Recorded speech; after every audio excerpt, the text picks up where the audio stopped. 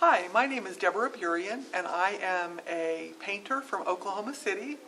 I primarily work in watercolor, mixed water media, which is acrylic and anything else it takes to make the mark, and I'm working more and more in oil these days. I particularly like to do somewhat abstracted work. With the advent of digital photography, I find that being truly representational is less interesting to me, and I suspect to the viewer.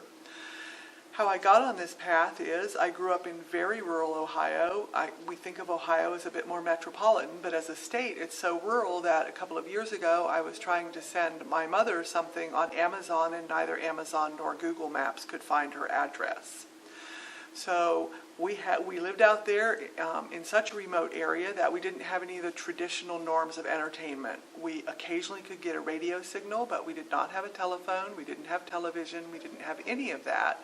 So I grew up in the woods next to my family's home, and we were always sketching and reading and learning about the plants and animals.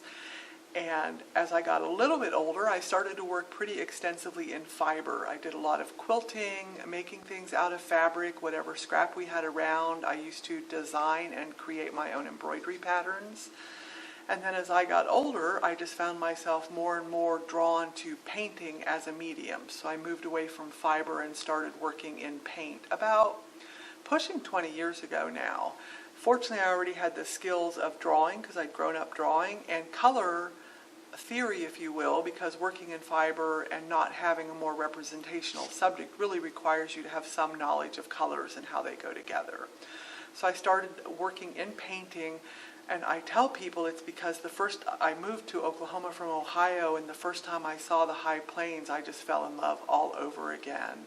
They are so vast, and the subtleties of the color are so amazing that I just fell into this rabbit hole of beauty and have been trying to adequately represent it ever since. So I primarily do paint the prairie.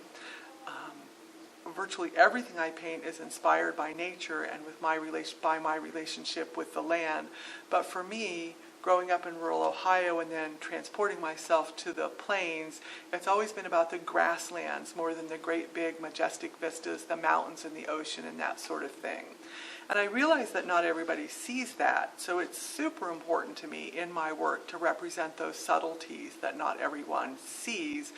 I'm trying my best to help people to just stop, look, and listen. I have two paintings in this show here. One of them is literally just some dried up thistles that in that moment were so beautiful to me that I had to sit down twice, because the first time I sat down on some grass burrs and worked in my sketchbook and with colors, just trying to communicate just how breathtakingly lovely something that simple could be in that moment on that prairie.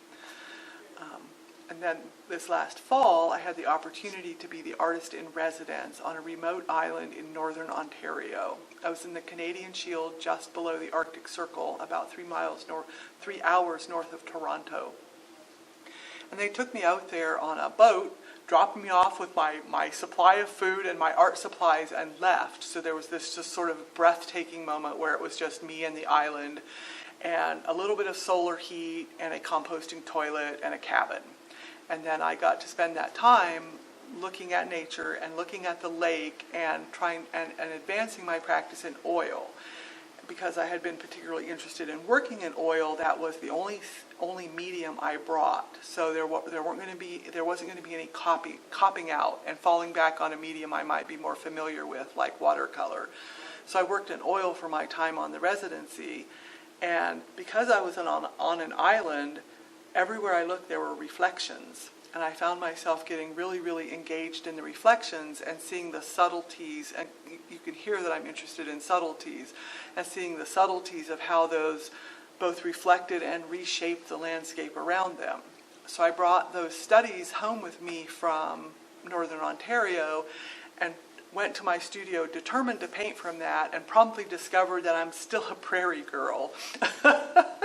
So much of this show this year, I say, is a collision between my island residency and my prairie love. And I literally went out and found, so the large painting in the show is called Prairie Reflections, and it's because I literally went out and found some water and used my newfound knowledge of how to look at and interpret reflections to paint the prairie.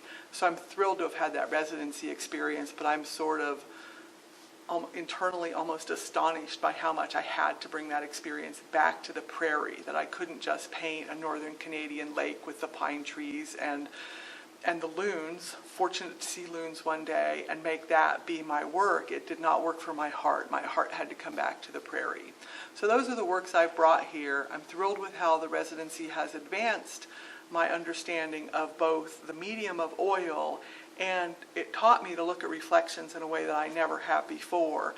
And I hope you see that reflected in this show, and I'm just really, really pleased with where it has brought me today.